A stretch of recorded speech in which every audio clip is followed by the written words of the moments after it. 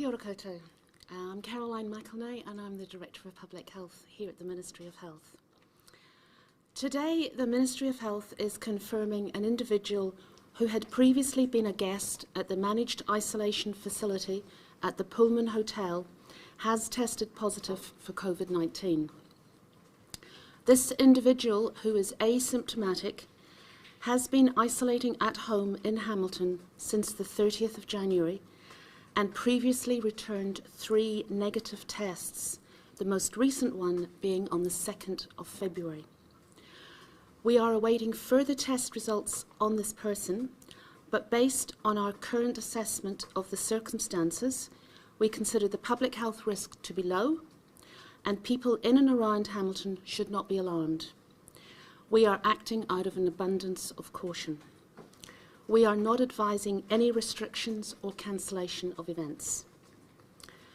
The positive test has been picked up on day 5 outside of managed isolation as a result of recent measures put in place for guests who have completed managed isolation at the Pullman Hotel.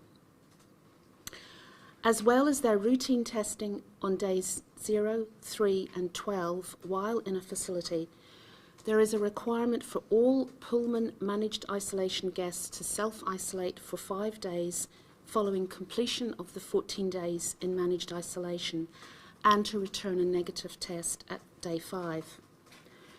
Today's case reinforces the importance of the self-isolation and repeat testing strategy that we have adopted around the Pullman Hotel. So I'm just going to give you some details about today's case. The person who has tested positive is a recent returnee from overseas.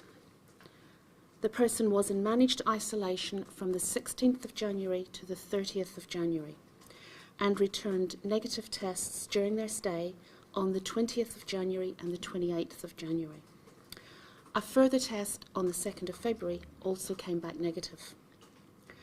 On the 4th of February, the person who has been asymptomatic had another test, and this came back positive yesterday afternoon. Early PCR results showed a high CT value, which may indicate a historical case. However, a further rapid test has returned a CT value of 33, indicating the case is active. Once again, we are acting from an abundance of caution and further tests are underway to give us more information. The person is now being transferred to the Auckland quarantine facility. With regard to contact tracing, the person who tested positive lives in Hamilton with 2 other people. Both people are being treated as close contacts and they have been tested, and I'm pleased to report that both have returned a negative result. They have not displayed any symptoms. While the 3 people live together, today's positive case has told public health officials that they wore a face mask in communal areas of the household and that they isolated away from the household contacts. In terms of testing advice and our testing centres, test results and further interviews with the household contacts will help us determine if there are any locations of interest. But to reiterate a point I made earlier, at this stage we consider the public health risk to be low. At this stage there are no exposure events, meaning there are no known locations of interest. If this changes, we will let you know. Based on the current information, the only people who need to get tested are, as always, people who are symptomatic. This applies to people in Hamilton, the wider Waikato, and indeed throughout New Zealand. People who are well do not need to consider being tested. Get tested if you have symptoms. Waikato District Health Board is taking a precautionary approach and has expanded their testing capacity in Hamilton at the Founders Theatre site. It is also setting up an additional testing centre at Claudelands Event Centre, and that will be available from midday today. Details of these and all other testing facilities in the region are available on the DHB's website. People who are concerned or who have symptoms or need information relating to testing should contact Healthline on 0800 358 5453. And lastly, just about the Pullman, we have been investigating the systems in place at the Pullman Managed Isolation Facility, and this latest case will be part of the ongoing work we will be doing. The last remaining guests in the Pullman Managed Isolation Facility are due to leave tomorrow, and we will update the decisions on those guests when further results are available.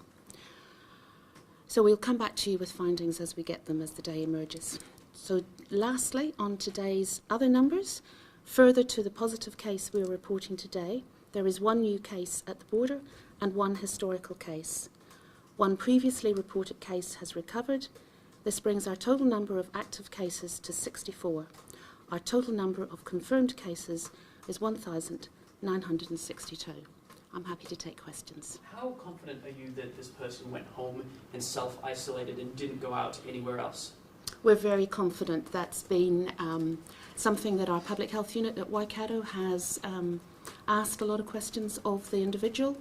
The individual, like all people who are discharged from the Pullman facilities, receive a daily call from our National Contact Tracing Centre. That has been occurring, and that's obviously an opportunity to reiterate the advice to stay at home. So the information that we have, yes, we're very confident that they have complied. And that's why you're saying that this is a low public, or a low... That's right, that's right. They've stayed at home, they haven't been anywhere else. There are no other areas of interest. And as I said, they've got 2 close contacts, and those close contacts, the results just in this morning, they've tested negative. So that gives us a very high degree of assurance that if this case is an active case, then it is well contained. How did they get from Auckland to Hamilton, and are you confident that they didn't make any stops along the way? We're just checking on the information for that. I haven't had an update, but we're getting that information. What do you think the chain of transmission was for this person to get infected? We don't know yet. As I say, we're still waiting for the further test results to come back. It may be that with those CT values, it may be that this person could be a historic case, but we cannot rule out the possibility that they are an acute infection. And if that's the case, our most likely hypothesis would be that that would have been in the Pullman.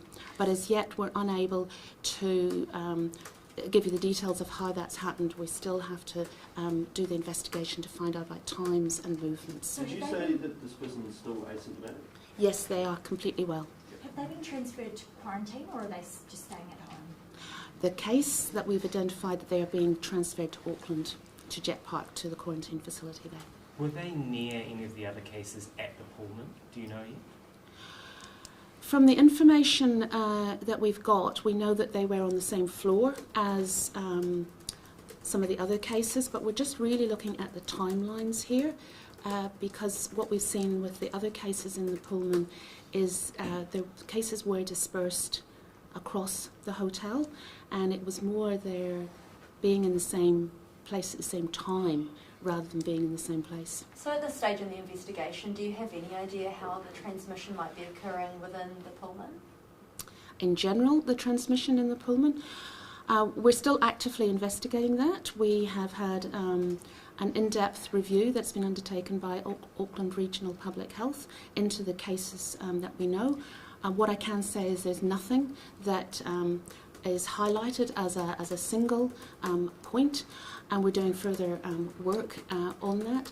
Of course, when we get the details of this case, if indeed it turns out that this person is a new case, that will go into the mix. Why was this person on the same floor as the people that had the South African strain of the virus?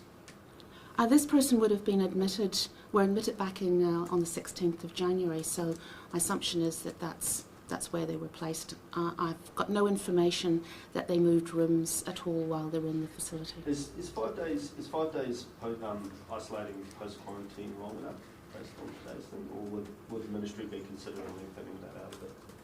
We're looking at all the options that we need to do to make sure that both our quarantine and isolation facilities are providing a good integrity of infection prevention, as well as then what we need to do afterwards. that's something that is under active review. It's certainly, at the moment, based on what we know from the previous cases, is a very sensible precaution to put in place, and that is both the self-isolation and then the further testing at day 5. But as always, throughout our whole experience with COVID, we're always continually reviewing our systems and just checking to make sure that they are the best that they can be. So will you look at extending that 5 days isolation to all MIQ facilities? It's too early to make any comments about that, but we will be looking at what this case, if indeed it turns out to be a case, suggests in terms of our management for our guests in the facilities, both in the facility as well as when they come out of the facilities. Do you know if the case today was the South African variant, or do you have that info? No, we don't yet have whole genome sequencing on this particular individual. That's obviously being processed. That's routine for us now, and we ask for these urgently in these sorts of situations, and we'll be able to update you when that information comes through. How many other people are still at the Pullman and are yet to be discharged, or are still carrying out their 5 days isolation? Do you know? I'm sorry, could you start at the beginning of that So question? how many people are still at the Pullman, and how many people are still from the Pullman are still doing their 5 days isolation at home? Do you know? So how many people are still to go through the whole? We can get you the detailed numbers afterwards, but I was advised this morning there are 60 people who are left at the Pullman, and they will be due for discharge tomorrow. As you're aware, we stopped taking new arrivals into the Pullman, so we've been gradually emptying the Pullman, and my understanding is that the guests who are due to leave tomorrow would be the final tranche to leave the Pullman, and then it will be completely empty. We'll undergo a deep clean, and that will be the time for us to review what additional systems or improvements, upgrades need to be made should the Pullman be brought on stream again as a facility. Is this the safest thing to do, though, to let these people out into the community?